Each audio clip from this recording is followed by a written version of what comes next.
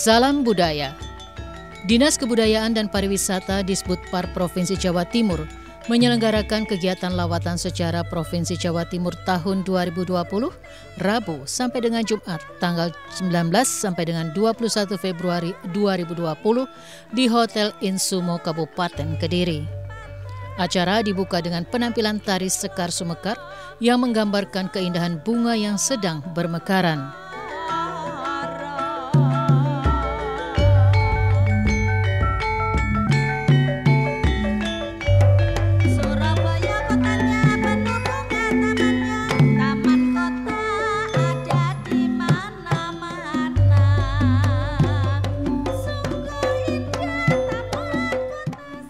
Kegiatan lawatan sejarah tingkat Provinsi Jawa Timur tahun 2020 mengambil tema mempelajari dinamika politik dan pemerintahan melalui sejarah untuk kemajuan Jawa Timur. Peserta kegiatan ini sebanyak 100 orang, perwakilan siswa-siswi dan guru sejarah, SMA, SMK, MA sederajat dari sekolah negeri maupun swasta kabupaten dan kota se-Jawa Timur.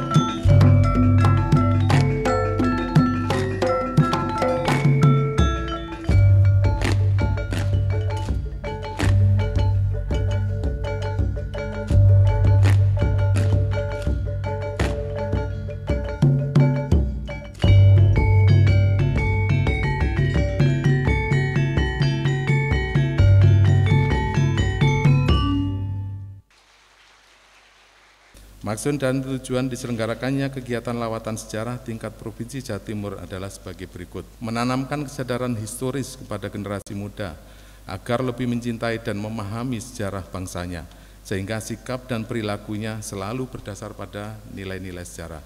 Mengembangkan keterampilan elementer pada generasi penerus dalam melaksanakan penelitian serta penulisan sejarah lokal dalam bentuk karya tulis yang sesuai dengan kaidah penulisan sejarah.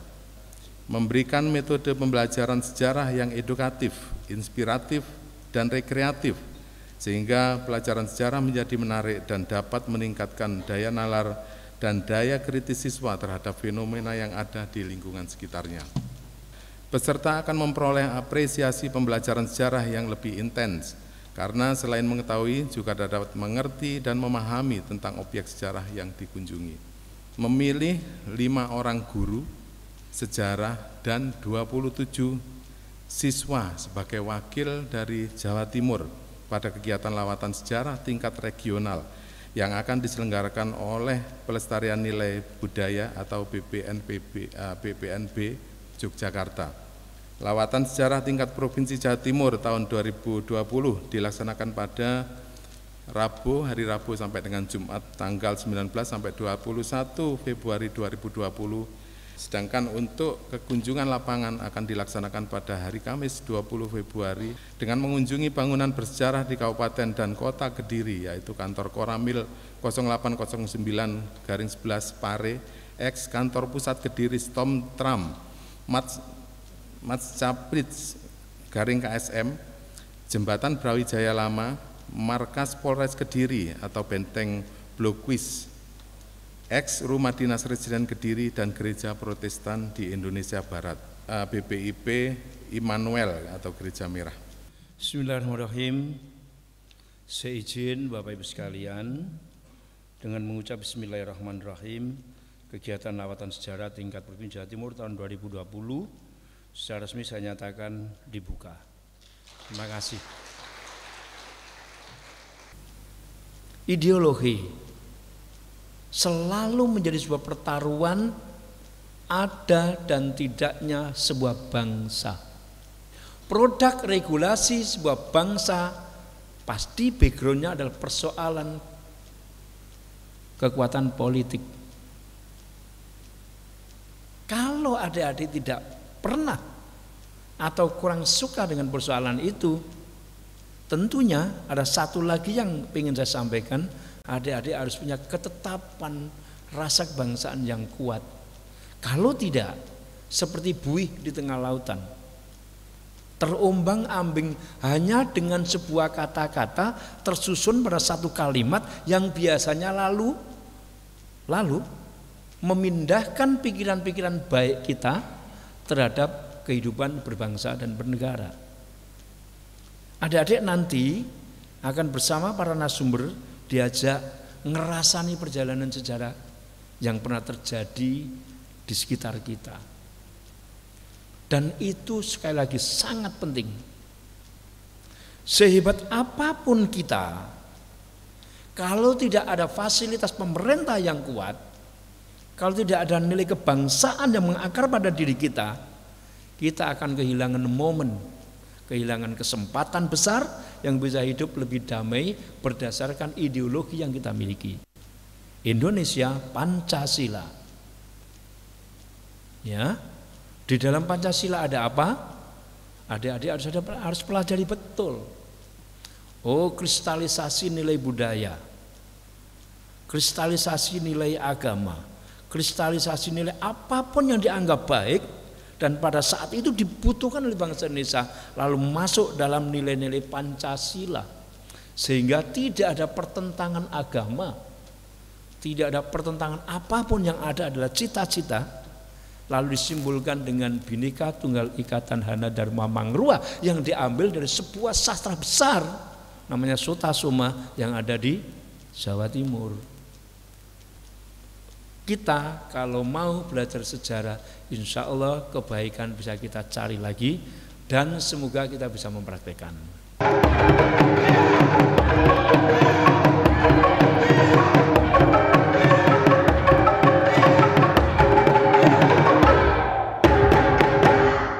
Jadi kalau tren ilmu sekarang itu yang berkembang penelitian di dunia perguruan tinggi itu adalah ilmu yang pakai istilahnya Bapak Menteri itu kawin silang. Tapi kalau saya meminjam istilah kawin silang itu untuk membahas tentang yang dalam akademik dikenal sebagai multidisciplinary approach ya. Jadi pendekatan multidisiplin. Mengapa Jawa Timur dijadikan topik? Karena Jawa Timur itu sistem pemerintahannya itu dalam riwayat historis itu cukup panjang ya. Ada pemerintahan yang berbentuk kerajaan yang usianya hanya pendek sekali. Pemerintahan kerajaan di Jawa Timur usianya tidak begitu panjang. Satu dinasti habis, ganti lagi yang tidak lebih dari 100 tahun. Kenapa pendek itu nanti ada alas pembahasannya sendiri.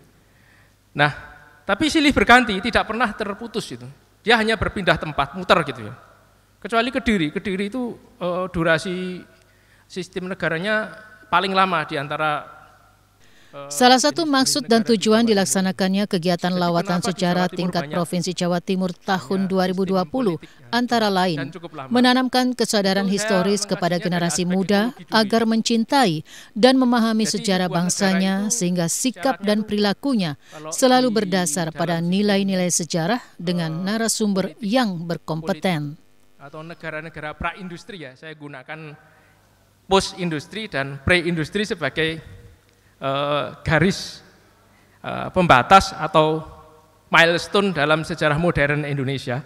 Negara-negara pra-industri itu biasanya kekayaannya itu bertumbuh pada population atau penduduk. Nah, ada penduduk pasti ada daya dukung kehidupan. Oleh karena itu kita harus belajar ekologi dulu. Nah, Jawa Timur itu seperti apa sih? Kok bisa kaya dengan penduduk? Penduduk ada tuh. Pertama ada air, kedua ada kesuburan. Nah, kita bisa melihat di sini ya, dari peta ekologi Jawa Timur dulu. Kita bisa kelihatan bahwa ini sekali berantas.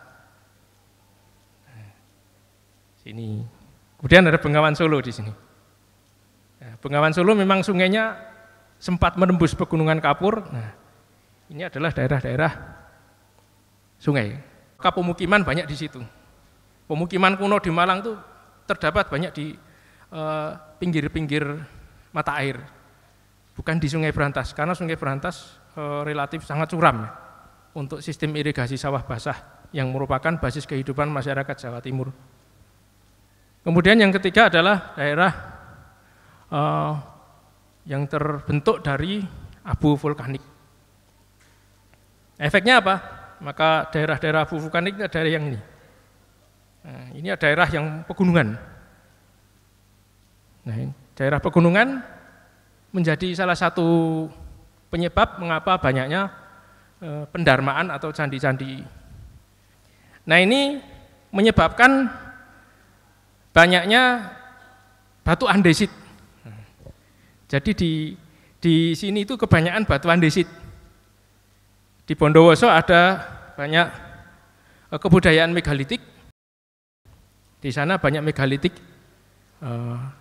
Jadi memang peradabannya megalitik, tidak sampai lompat ke era Hindu klasik meskipun berdampingan. Jadi mereka memang karena Bondowoso kemungkinan karena daerah yang terisolir sehingga kebudayaan megalitiknya utuh. Memang ada beberapa yang bertransformasi menjadi kebudayaan Hindu klasik. Nah, di sini kebanyakan candi itu terbangun adalah wilayah-wilayah yang warnanya coklat karena memang ada bahan penopang yaitu batu andesit. Nah, kalau di sini batunya bukan batu andesit, lebih arah limestone.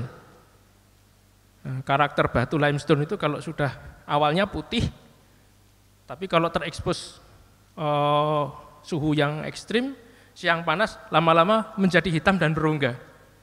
Itu karakteristik batu-batu yang ada di daerah Lamongan, ya, sehingga karakternya itu pemahaman sejarah.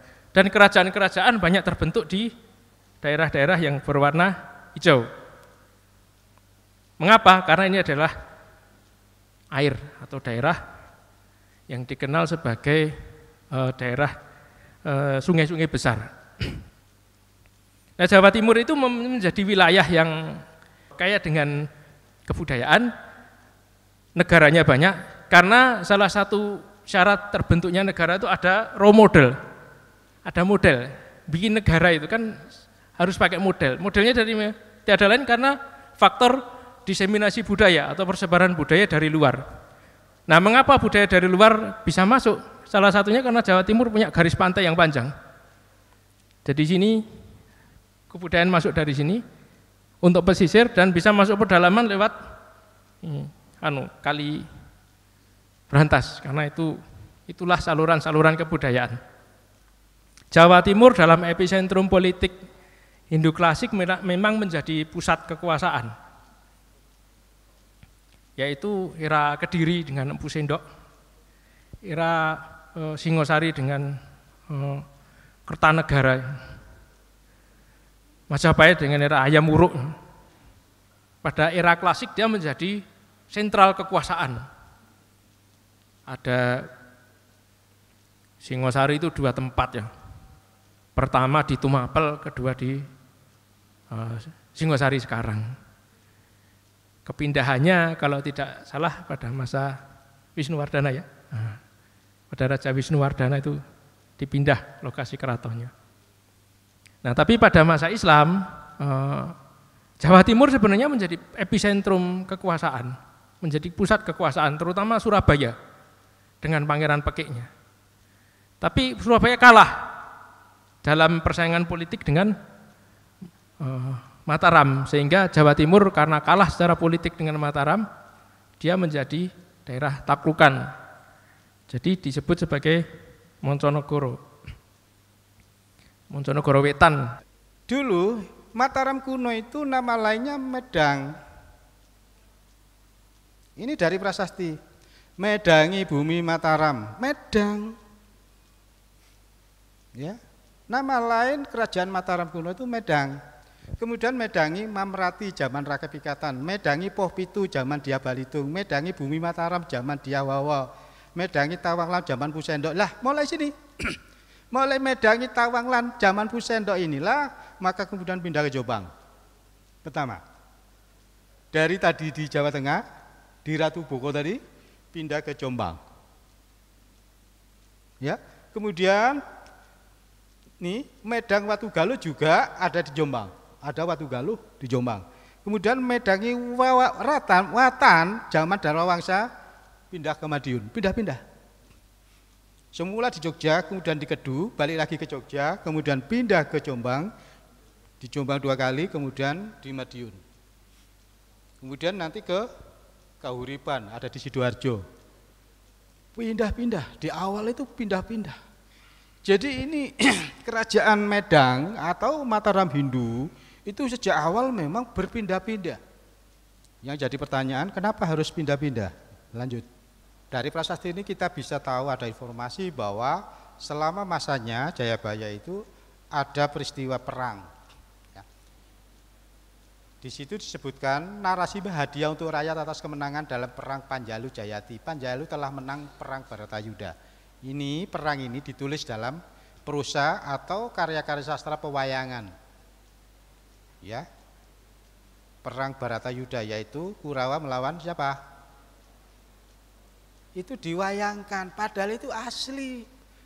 Terus melawan siapa? Daha melawan Panjalu. Panjalu itu sebenarnya Kahuripan, yang di Sidoarjo itu Panjalu.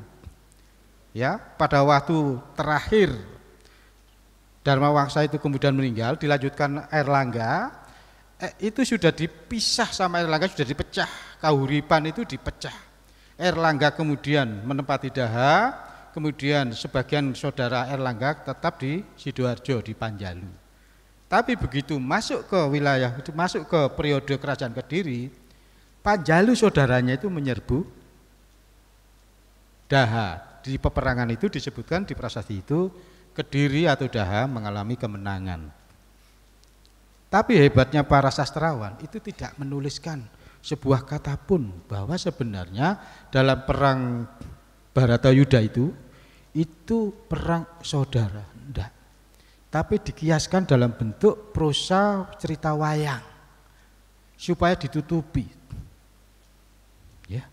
Jangan sampai perang saudara jangan sampai diekspos besar-besaran. Tidak sekarang, dikit-dikit masuk HP, dikit-dikit masuk Facebook, dikit-dikit Instagram, dikit-dikit. Ya. Di dalam siklus filsafat sejarah, orang yang pernah orang tuanya, neneknya, kakeknya, keturunnya di atas, suatu saat sampai di atas. Presiden punya anak jadi presiden. Ini filsafat sejarah naik. Cuma masing-masing kita yang bagian daerah-daerah seperti ini, kita masih meraba-raba. Aku lho keturunannya sopo.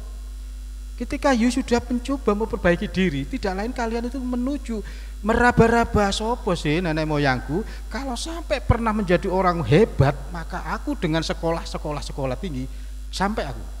Itu loh. Filsafat sejarahnya itu. Konsep Bhinneka Tunggal Ika, konsepnya Gajah Mada. Nek. Ini ya, nih lawun luwus kalah Nusantara, isun amukti palapa, lamun kalah ing gurun, ing seran Jayapura, Jangpura, Tanjungpura, ring Haru, ring Pahang, Dumpu, ring Bali, Sunda, Palembang, Kumasik, sama isun amukti palapa. Sebelum itu saya taklukkan daerah-daerah yang saya sebut tadi. Ya. Saya tidak akan berhenti untuk berpuasa. Bersumpah dia ingin mewujudkan Nusantara. Maka sebenarnya itulah cikal bakal Indonesia. Cikal bakal Indonesia itu ada di Jawa Timur. Nah, dasar sumpah palapa tadi akhirnya itu menjadi dasarnya para pemuda kita. Kami putra dan putri Indonesia mengaku berbahasa Indonesia, berbangsa Indonesia dan bertanah air. Ini dasarnya. Kemudian next, terakhir terwujudkan proklamasi Indonesia berdiri. Saya kira begitu dari saya. Assalamualaikum warahmatullahi wabarakatuh. Karena fokusnya ke pendidikan, kita coba ke pendidikannya. Gimana sih? Akhirnya politik etis itu menurut saya adalah enlightenment atau pencerahan yang tidak pernah diduga sama sekali oleh pemerintah Hindia Belanda. Kenapa begitu? Mereka tidak, tujuan awalnya hanya menciptakan. Selesai pemaparan dari narasumber, para guru yang dipilih secara acak diberi kesempatan untuk mempresentasikan kajian tentang sejarah daerah mereka.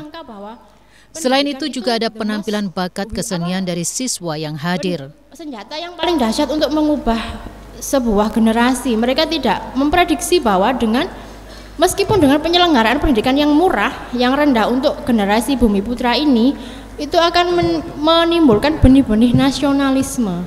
Dan disitulah peran dari kalangan terpelajar kita yang bisa mengenyam pendidikan sampai tinggi. Karena di Hindia Belanda itu ada tiga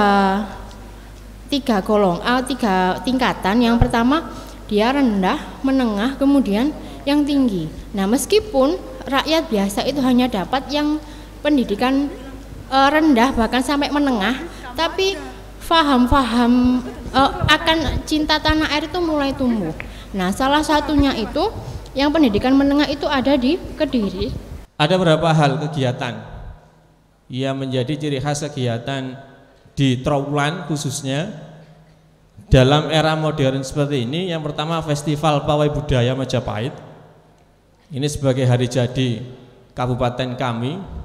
Kemudian yang kedua Ruwat Agung Bumi Nuswantara. Jadi sistem ruwat adalah tradisi khas Jawa yang harus dilestarikan. Dalam ruwatan ini ada beberapa tahapan. Yang pertama, Ruwat Agung ini terdiri dari 4 kegiatan yang biasanya pertama yaitu lomba atau tembang macapat. Yang kedua biasanya dalam konsep Majapahit terkenal 7 air mata suci.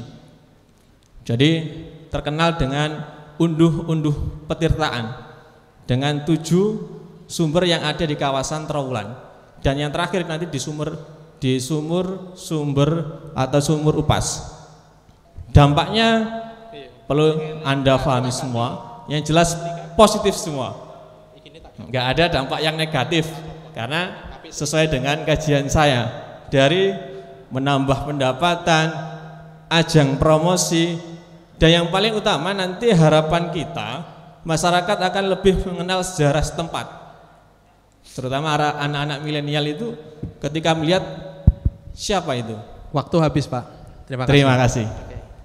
Perubahan itu terjadi di mana-mana, bentuk administrasi pemerintahan juga selalu berganti dari yang dulu ada residen, ada kawedanan, sampai akhirnya nanti ada distrik dan lain sebagainya. Begitu juga dengan Caruban, dulunya menjadi bagian dari residen, kemudian menjadi kawedanan, dan akhirnya dalam perjalanannya menjadi ibu kota kabupaten. Ternyata setelah Caruban ditetapkan menjadi ibu kota Kabupaten Madiun, ada masalah baru. Ada yang namanya gencar, yaitu gerakan Caruban menggugat, karena setelah menjadi ibu kota kabupaten ternyata nama Caruban harus diganti menjadi Mejayan, dan inilah yang diprotes atau didemo oleh Gencar, karena Gencar tidak ingin Caruban hilang dari sejarah dan mereka tetap menginginkan Caruban menjadi ibu kota Madiun, bukan Mejayan.